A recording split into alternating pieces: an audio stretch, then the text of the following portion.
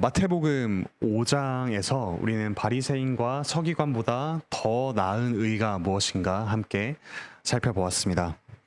오늘 본문도 더 나은 의에 대한 가르침입니다. 그런데 지난 시간까지, 그러니까 마태복음 5장에 나오는 의는 도덕적인 의였다면 오늘 본문에 나오는 의는 종교적인 의입니다. 다른 말로 경건이라고도 합니다.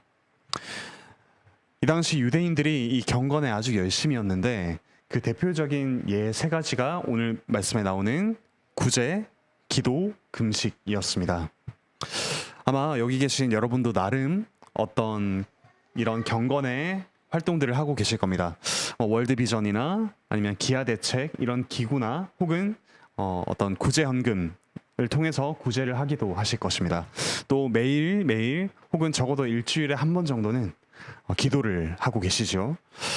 금식을 하지는 않으시더라도, 금식하는 분도 계실 수 있지만 금식을 하진 않더라도 아마도 무언가 하나쯤은 절제하려고 하고 계실 겁니다. 그 외에도 우리는 하나님 나라 백성이기 때문에 남들이 하지 않는 무언가를 행하고 있을 것입니다.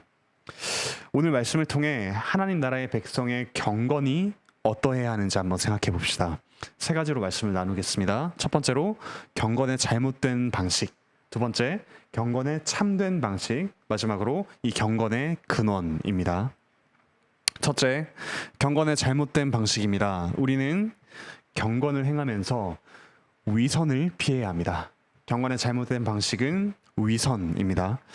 1절에서 두 가지가 대비됩니다. 사람들에게 보이려고 그들 앞에서 의를 행하는 것 한 가지와 다른 한 가지는 하늘에 계신 너희 아버지께 상을 받는 것, 이 두 가지가 대비가 됩니다. 사실 이 경건이라는 것은 그 자체로 좋습니다. 구제를 통해 가난한 사람들이 도움을 받고 기도를 통해서 하나님의 뜻에 우리가 순종할 수 있게 되죠. 그리고 금식을 통해서 우리는 철저히 회개하며 하나님만을 의지하는 경험을 합니다. 그런데 이 경건의 함정이 바로 위선입니다. 위선은 이 좋은 경건의 가치를 땅에 꼬라박아 버리는 아주 위험한 경건의 함정이라고 할 수 있습니다.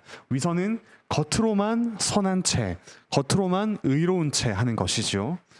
그래서 위선의 중심은 자기 자신입니다. 자신이 영광받는 것이 위선을 행하는 사람의 동기와 목적입니다.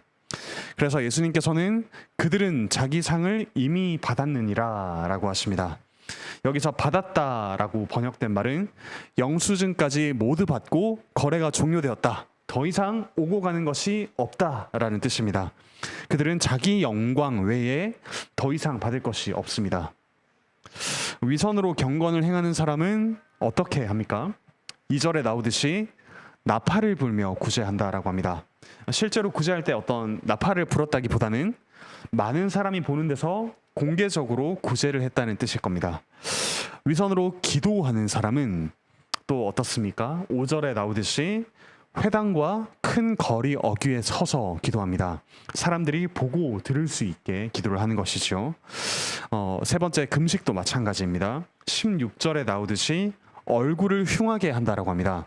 사람들이 알아볼 수 있도록 저 사람 금식한다라고 알아볼 수 있게 얼굴을 흉하게 하는 것이죠. 근데 여기서 흉하게 한다라고 번역된 말은 그대로 옮기면 보이지 않게 한다라고 번역할 수 있습니다. 얼굴을 못 알아볼 만큼 흉하게 만들어서 금식한 티를 팍팍 내는 것이죠. 그래서 16절 뒷부분을 문자 그대로 번역하면 이렇습니다.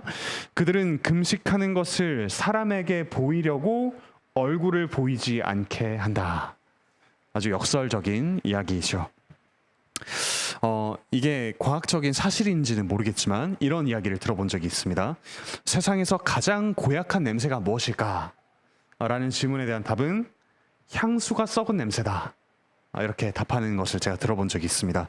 아마 이 고귀해 보이는 행동일수록 그것이 썩을 때, 그것이 위선으로 드러날 때 더욱더 고약한 냄새가 나는 것을 우리는 굳이 향수의 예에서뿐만 아니라 우리 일상에서도 찾아볼 수가 있죠. 이런 예를 한번 들어볼 수 있을 것 같습니다. 누군가가 이 중에 계신 어떤 청년에게 밥을 사주면서 매번 SNS에 영수증과 함께 그 청년의 얼굴이 담긴 사진을 올립니다. 그렇게 인증샷을 매번 밥을 사주면서 올리면 어떻게 될까요?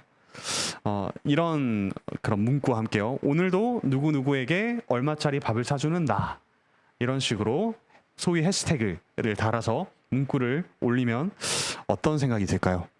아마 처음 몇 번은 고맙게 생각할 수 있겠죠. 다른 사람에게 그 사람의 고귀한 행위, 나에게 밥을 사주는 고귀한 행위를 좀 본받으라 라고 말하며 다닐 수도 있습니다.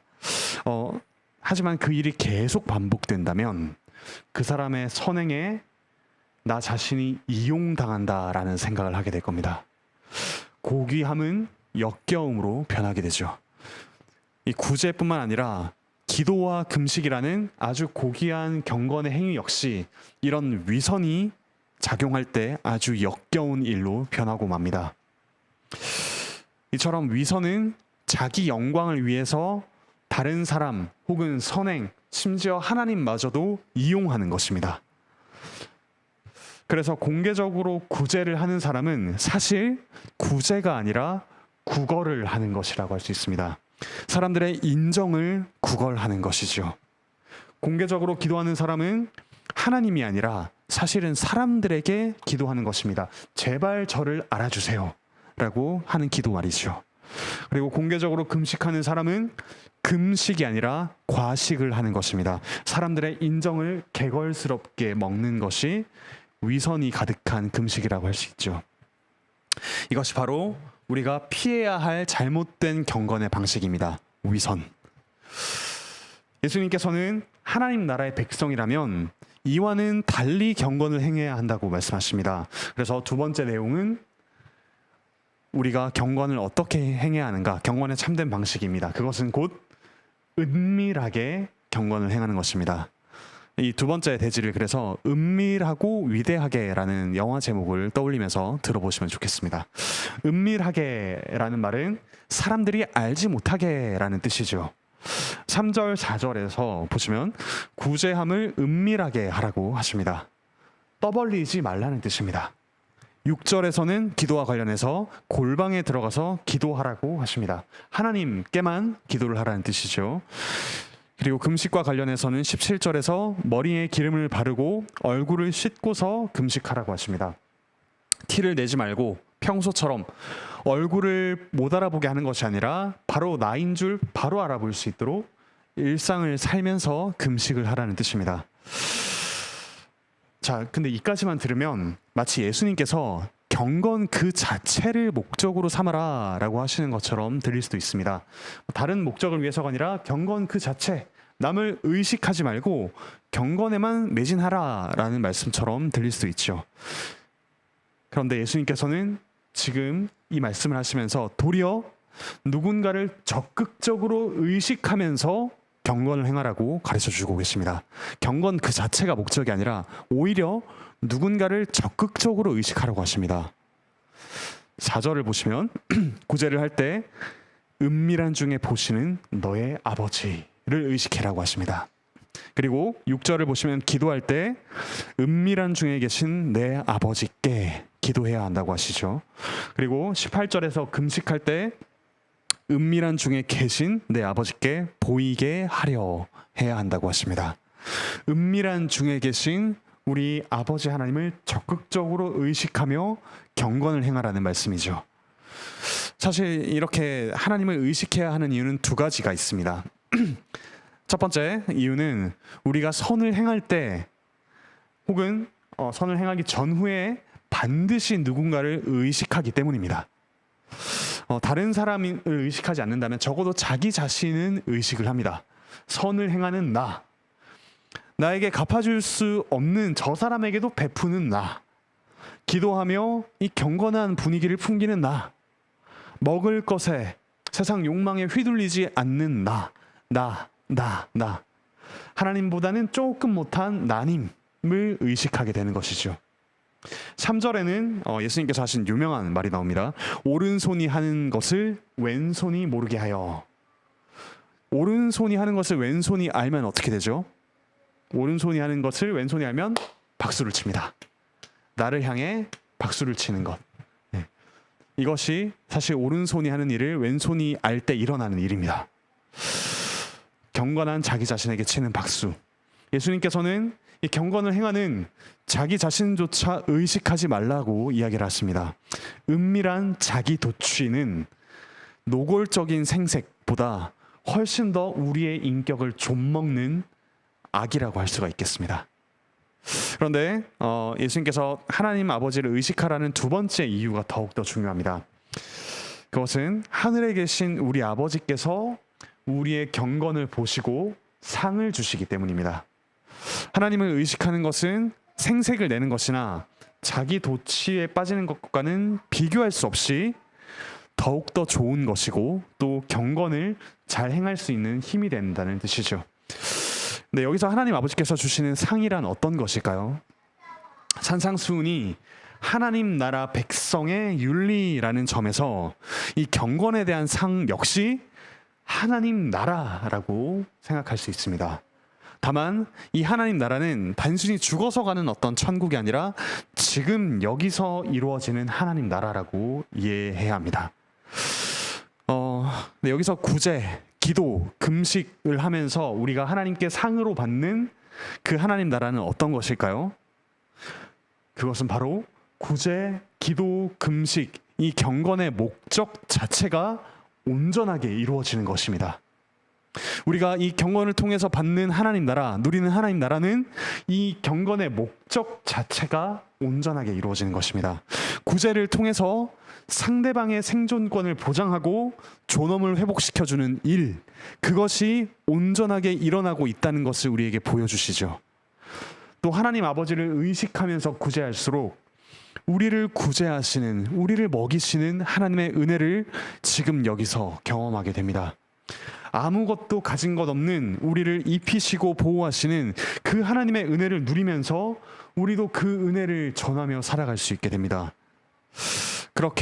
그리고 이렇게 서로를 향해서 계산하지 않고 자기 것을 내어주는 사람들로 가득한 곳, 이렇게 구제를 하는 성품을 가진 사람들로 가득한 곳, 그곳이 바로 새하늘과 새 땅이죠. 그 새하늘과 새 땅을 기대하면서 앞당기며 우리 구제를 통해 그 나라를 누려갈 수 있게 됩니다. 기도와 금식도 마찬가지입니다. 우리가 하나님 아버지를 의식하면서 기도할수록 우리의 유익을 추구하시는 하나님의 은혜를 누리고 그에 동참합니다.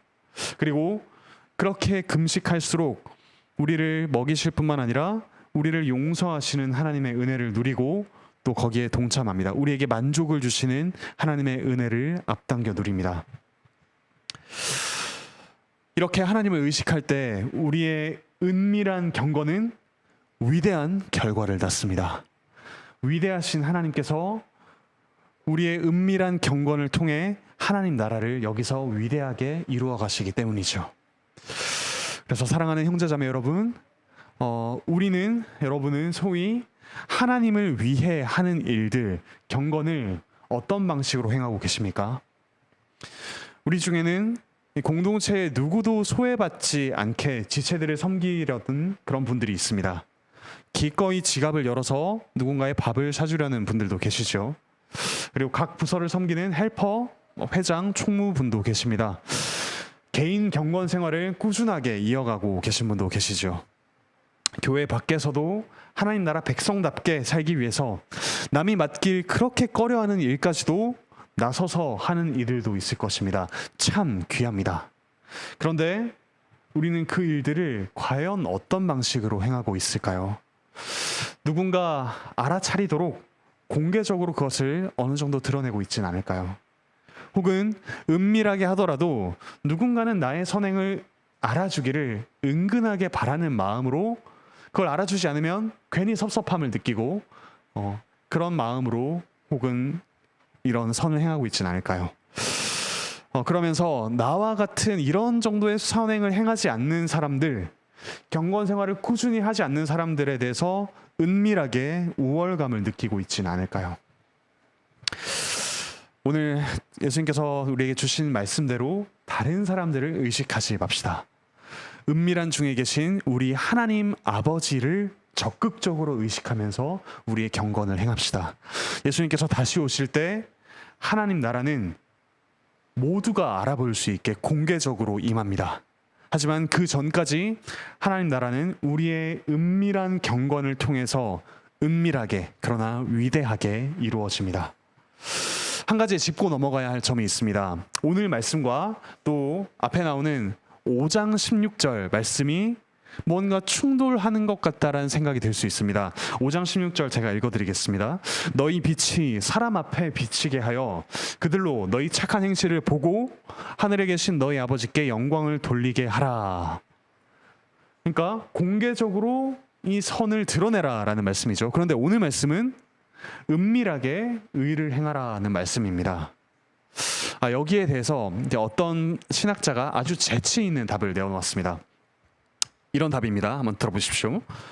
감추고 싶을 때는 드러내고, 드러내고 싶을 때는 감추라. 먼저 앞에 5장 16절 말씀, 소금과 빛으로서 우리는 세상과 차이를 유지하면서 참여해야 합니다. 그러니까 소금이 맛을 잃지 않고 빛이 숨겨지지 않은 채 차이를 드러내면서 우리의 선을 행해야죠. 그래서 이 차이를 유지하는 것을 드러내기가 참으로 꺼려집니다. 드러내고 싶지 않을 때이죠. 감추고 싶을 때입니다. 그런데 이럴수록 우리는 차이를 드러내면서 드러내야 합니다. 이 선을 드러내야 합니다. 반대로 경건은 나를 거룩하고 고귀한 사람처럼 보이게 합니다. 그래서 드러내고 싶죠. 이럴 때 우리는 오히려 감추어야 합니다. 드러내고 싶을 때는 감추고, 감추고 싶을 때는 드러내는 것. 이 원칙을 따라서 때로는 밝게, 또 때로는 은밀하게 하나님 나라를 경험하고 또 이루어 가시기를 바랍니다. 이제 마지막으로 우리가 이런 경건을 행할 수 있는 힘은 어디서 오는가? 경건의 근원입니다.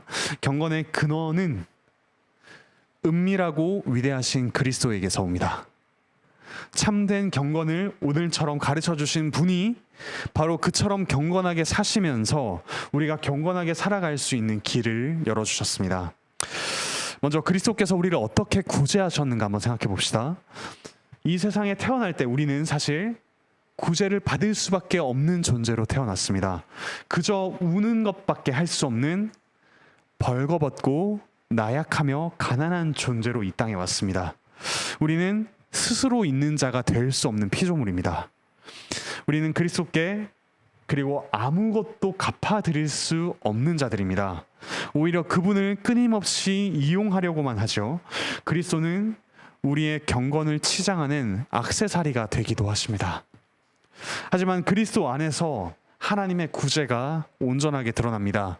그리스도께서는 죄로 인해 벌거벗은 우리를 위해 그분 스스로 벌거벗겨지시고 우리에게 그분을 입혀주셨습니다. 모든 부끄러움을 대신 지고 죽으셨죠.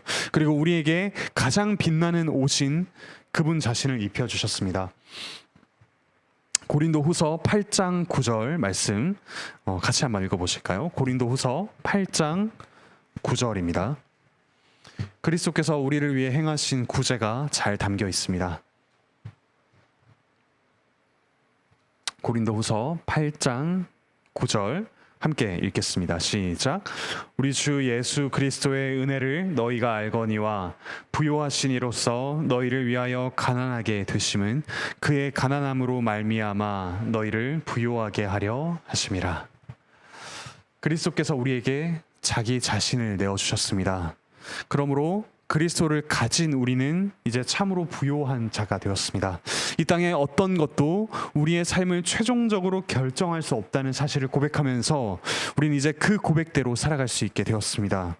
그래서 우리 자신의 일부라고 생각하는 것들, 우리의 시간, 우리의 재능, 우리의 힘, 우리의 인격을 이제는 계산하지 않고 기꺼이 다른 이들을 위해 내어줄 수 있는 사람들이 되어갑니다. 그리스도께서 이처럼 우리를 구제하셨고 또한 우리를 위해 기도하십니다. 그분은 은밀한 곳에서 사람들을 피해서 한적한 곳에서 많이 기도하셨죠. 그리고 예수님께서 기도하실 때는 그분 자신의 뜻이 아니라 하나님 아버지의 뜻이 이루어지기를 기도하셨습니다. 아버지의 뜻이 그리스도 자신의 죽음과 하나님으로부터 저주를 받는 것이라는 사실을 분명하게 아셨지만 예수님께서는 기도하셨고 또 기도하신 대로 죽으셨습니다. 그 결과 우리는 더 이상 하나님과 거래를 하면서 무언가를 따내는 방식으로 기도하는 것이 아니라 하나님께로부터 사랑받는 자녀로서 그 가족 관계 안에서 하나님 아버지께 기도를 할 수 있게 되었습니다. 그러므로 우리는 기꺼이 나님의 나라가 아니라 하나님의 나라를 위해 기도할 수 있게 되었습니다. 또한 그리스도께서는 우리를 위해 금식하셨습니다. 예수님께서는 오병이어의 기적 같은 여러 기적을 통해서 많은 사람을 먹이셨지만 정작 십자가에서는 의에 줄이고 목마른 자로서 그 갈급한 자로 줄인 자로서 죽으셨습니다. 우리의 헛배부름, 자기 만족, 교만, 그 모든 결과를 그리스도께서 지고서 죽으셨습니다. 그리고 오직 하나님의 뜻을 행하는 것만을 그분의 양식으로 삼으셨습니다. 그리고 우리를 위한 생명의 떡이 되셨습니다.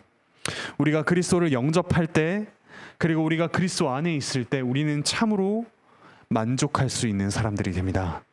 다른 이들을 착취하며 이용하지 않을 수 있습니다. 우리가 티를 내지 않고 하나님께 회개하며 용서받는 기쁨을 누려갈 수 있게 됩니다. 이처럼 그리스도께서 우리를 위해 경건을 행하실 때 우리는 그리스도 안에서 참으로 경건해질 수가 있죠. 그런데 예수님께서 우리를 위한 경건을 행하실 때 그분의 제자들조차 그분의 경건을 알아차릴 수 없었습니다. 참으로 은밀한 경건이었죠. 그리스도께서 십자가에서 줄이신 분으로 죽으셨을 때, 그리스도께서 우리를 위해 생명의 양식이 되셨을 때 제자들은 그 당시에 그것을 알아볼 수 없었습니다. 그처럼 은밀한 경건을 행하셨습니다. 하지만 그분의 경건은 우리의 구원과 또 하나님 나라라는 위대한 결과를 낳았습니다. 이제 우리는 바로 그분 그리스도의 이름으로 기도합니다. 그분으로 인해 또 그분을 닮아 경건을 행할 힘을 얻게 됩니다. 말씀을 맺겠습니다. 우리 하나님 나라 백성들은 종교적인 의, 즉 경건을 행하며 살아갑니다. 힘써 이 경건을 행하시길 바랍니다. 기도하고 다른 이들을 도우며 절제하며 살아가시길 바랍니다. 다만 사람이 아니라, 우리 자신이 아니라 하나님 아버지를 적극적으로 의식하며 이 경건을 행하시길 바랍니다. 위선을 벗고 은밀하고 위대하게 경건을 행하십시오. 이 땅에서 누구도 우리의 경건을 알아주지 않더라도, 우리가 하는 일이 무시받고 당장의 열매가 보이지 않더라도 은밀한 데서 보시는 그 하나님 아버지와의 관계 속에서 있다면 우리는 만족할 수 있습니다. 무엇보다 우리를 위해 은밀하고 위대하게 경건을 행하신 그 그리스도께서 계시기 때문입니다. 우리는 그리스도로 인해 은밀하고 위대하게 경건을 행할 힘을 얻었습니다. 그리스도를 믿고 그분을 닮아가시길 바랍니다. 어쩌면 우리 관악교회는 누구도 주목하지 않는 작고 은밀한 공동체일 수 있습니다. 우리가 여기서 무언가를 행한다고 해서 세상 사람들이 그렇게 알아주지 않습니다. 하지만 작고 은밀한 여러분, 우리를 통해서 하나님께서는 지금도 위대한 일을 행하고 계십니다.